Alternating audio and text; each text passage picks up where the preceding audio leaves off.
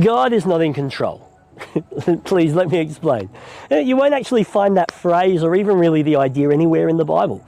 Occasionally translators try to help the Bible say what they think it means, but at the heart of Scripture is a God who is on the throne but does not coerce, manipulate or control. It's a vital difference.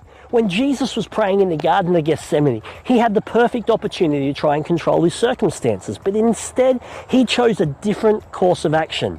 Not my will, but yours be done. This radical model for a life surrendered to circumstance rather than seeking to control it shows a deeper intimacy with and trust in the source of life, our Father who art in heaven. Jesus reveals a superior model of existence, subversive surrender, which stripped his enemies of their assumed power. But this way of being is hard to fully give ourselves over to. Look at how Peter responded, pulling out a sword and trying to take matters into his own hands by disqualifying one of the temple guards from future ministry and making a very political statement that we don't have time for here today.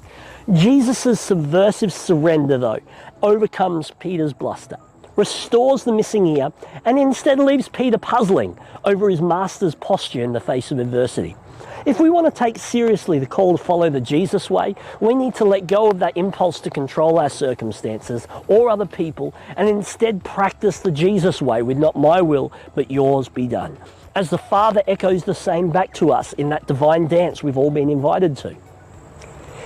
The God made visible in Jesus is not some divine puppet master manipulating other humans or history to achieve his goals. Instead, he models subversive surrender and invites us to do the same. And that's how the world will really find the peace, hope and wholeness that it's seeking, through the sharing of power rather than the hoarding of it, through restoring ears rather than cutting them off. Rather than demanding God to act through coercive control, why don't we practice subversive surrender with Jesus in the garden of our lives and trust in his character and kindness? God's rule and reign doesn't look like the other kingdoms and governments we see out there today, but that's an idea we'll save for another Theology Thursday.